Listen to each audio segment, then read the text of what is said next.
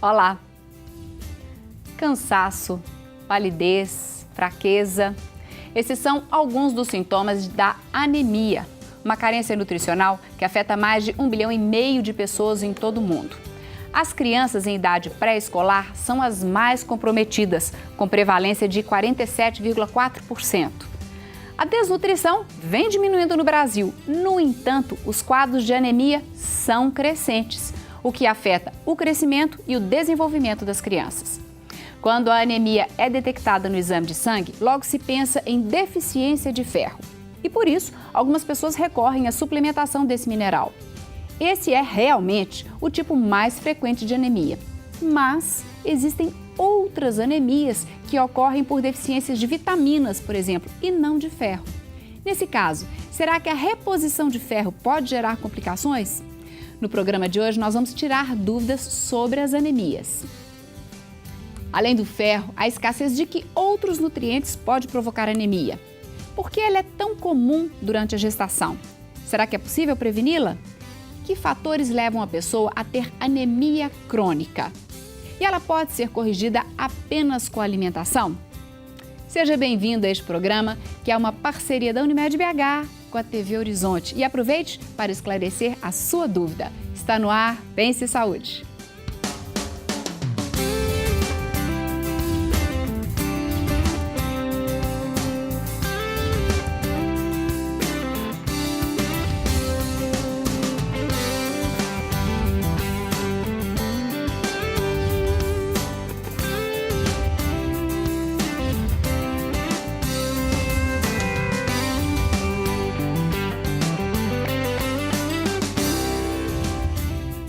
Para participar desse debate de hoje sobre anemia, estão conosco hoje o Dr. Gilberto Ramos, que é hematologista, e a pediatra doutora Rita de Cássia Aguilar Menezes, ambos cooperados da Unimed BH. E lembro que você pode fazer parte desse nosso bate-papo com a sua dúvida, pergunta, comentário ou até mesmo depoimento sobre anemia. Para isso, basta ligar para 3209-0119 ou enviar e-mail para saúde@tvhorizonte.com.br. Os glóbulos vermelhos constituem cerca de 40% do volume do sangue. Eles são produzidos continuamente na medula óssea e eles têm o formato de pequenas bolinhas amassadas. Os glóbulos vermelhos contêm hemoglobina. Quando nós respiramos, o oxigênio liga-se à hemoglobina e é transportado para todas as nossas células e tecidos. Quando a hemoglobina fica vazia, ela atrai o dióxido de carbono e o leva de volta para os pulmões para ser expelido. A anemia surge quando há falta de hemácias ou não há hemoglobina o suficiente para a realização desse transporte. Antes de começar, gostaria muito de agradecer a presença de vocês aqui no nosso programa. Vamos esclarecer as nossas dúvidas e a dos nossos telespectadores que a gente convidou para participar. A gente viu aqui uma explicação, né, visual que acho que ajuda a gente a entender demais sobre a função das hemácias, né, dos nossos glóbulos vermelhos. Eu gostaria, doutor Gilberto, que você explicasse de uma maneira geral o que é anemia e qual essa relação de glóbulos vermelhos, hemoglobina, anemia, oxigênio, para o pessoal de casa entender melhor. Como o vídeo já explicou, quando você tem a deficiência da hemácia, como ela carrega oxigênio na hemoglobina, a sintomatologia toda da anemia que você sente, cansaço, dor de cabeça, dor nos braços, nas pernas, é exatamente isso, porque a oxigenação toda do sangue, ela fica comprometida pela falta da hemoglobina e pela falta, né, do oxigênio que essa hemoglobina carrega. E eu até falei na abertura que a gente pensa em ferro, mas qual que é a relação da hemoglobina com o ferro? O ferro faz parte dessa né? estrutura. Então, para que a célula vermelha, que é a hemácia, seja fabricada pela medula óssea de forma adequada, ela precisa de matéria-prima, em que aí estão o ferro a vitamina B12 e o ácido fólico. São 3 vitaminas, né, Rita, importantes para que na formação haja a fabricação adequada das células vermelhas pela medula óssea. Ou seja, o ferro não é o único nutriente que pode gerar anemia, doutora Rita? Exatamente, né? As anemias carenciais, né, por deficiência de alguns elementos, são as anemias mais frequentes no mundo, né?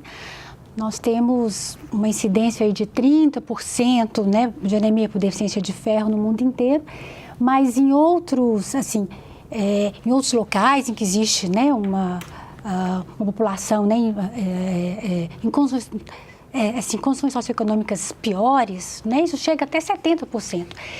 E nós temos outros elementos envolvidos, é o ferro, né, a vitamina B12 e o ácido fólico. São os 3 grandes elementos mais frequentes envolvidos nessa anemia por deficiência de matéria-prima, porque são elementos que vão participar no transporte de oxigênio ou na formação do glóbulo vermelho. Então, eu pergunto isso porque às vezes quando a gente pega um exame de sangue, que normalmente é o que é usado, né, para detectar anemia, e você percebe que você está com uma deficiência, com anemia, todo mundo pensa primeiro no ferro e às vezes até faz essa reposição. E pode não ser de ferro, não é isso, doutor Gilberto? Pode não ser de ferro. E aí essa reposição feita com ferro pode prejudicar de alguma forma a pessoa que está repondo?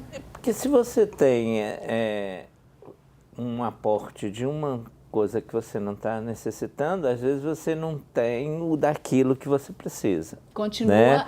em deficiência, Continua em deficiência, não é? O que pode levar até a um acúmulo, né, inapropriado de ferro também, que vai ser prejudicial ao organismo. O excesso de ferro também é prejudicial, assim como a escassez, o excesso também é. Assim como a escassez, exatamente. Porque o ferro, o excesso, ele pode se depositar no fígado, né, fazer assim uma carapaça hepática e impedir o funcionamento adequado do fígado. Então, o ferro em excesso. Né? Terrível. Tem até uma doença, né, por excesso de ferro. Hemociderose, hemocromatose, né? Bom, aí eu falei na abertura, doutora Rita de Cássia, que as crianças, a população, né, de crianças ainda é muito afetada por anemia. Mesmo a desnutrição tendo diminuído no país, como a gente viu que diminuiu, ainda assim a anemia persiste. Exatamente. As crianças de 0 a 2 anos, né, nós temos um crescimento acelerado do organismo. E é nesse período, nessa fase, que nós vamos precisar assim, de mais matéria-prima para a produção dos glóbulos vermelhos, né, ou das hemácias. Então, nesse período, se a criança não recebe o aporte adequado de ferro, né, e dos outros elementos necessários à produção do sangue, que está se multiplicando, né, numa forma de grande velocidade, aí nós teremos o quadro de anemia carencial. Né? Em outras situações, por exemplo, na adolescência, que é uma outra fase também de crescimento acelerado, aumento de massa corpórea, se o adolescente não tem também uma alimentação adequada, ele pode se tornar anêmico, principalmente as meninas, né? Que vão ter perdas, né, de sangue, né, mensal e tudo mais. Por causa de fluxo menstrual. Por causa de fluxo pode menstrual também. Isso. E hoje o adolescente, a gente sabe, né, não se alimenta muito bem. Então, eles estão muito expostos à anemia atualmente. E nessa faixa etária, né, Rita? Nos adolescentes? Entre 0 e 2 anos. A alimentação é muito de leite, né? Então, se o leite sobrepõe a alimentação natural, porque, claro, durante uma fase o menino toma mais leite mesmo. E a Rita estava colocando outra coisa aqui para mim. Se você dá a alimentação e depois dá o leite materno, você também impede a absorção do ferro. Aí entra na questão dos hábitos alimentares que também vão interferir na anemia. Então, não é só, né, se alimentar, né, com o ferro, mas saber como se alimentar, né, qual horário, quais os alimentos não vão interferir na absorção desse ferro. Isso é muito importante. Vou querer entender isso ao longo de todo o programa, nós vamos conversar sobre isso. Certo. Porque às vezes você até está se alimentando com alimentos que são fontes de ferro, mas alimentando junto com outros alimentos que podem prejudicar essa absorção do ferro. Então, isso vou querer entender. Mas voltando naquela questão, da criança necessitar de mais ferro, exatamente porque ela está consumindo muito para poder crescer, ou adolescente, você fazer essa reposição na forma de suplemento para o seu filho, mesmo não tendo sido detectada uma anemia, isso Isso pode ser feito, não deve ser feito? Existem, né, assim, algumas medidas profiláticas na criança para que se previna mesmo a anemia por deficiência de ferro. Então, algumas crianças elas vão necessitar de receber, né, o ferro suplementar, né, até 2 anos de idade. Isso está muito bem estabelecido, inclusive pela Organização Mundial de Saúde, né? Nós temos critérios, né, já bem estabelecidos de crianças que, além da alimentação rica em ferro, precisam da reposição do ferro medicamentoso, né? Se me permite citar aqui, né?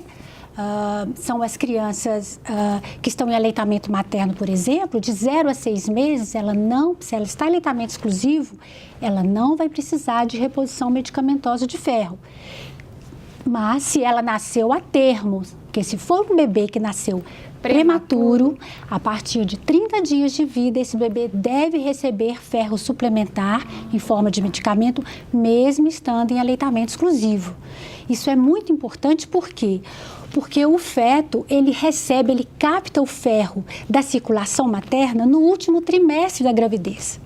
Se ele nasce prematuro, é justamente nesse período em que ele não pegou a maior quantidade de ferro. Então, ele tem uma deficiência muito grande das reservas de ferro. Entendo. Por isso que nós temos que começar essa reposição com 30 dias de vida. Tá.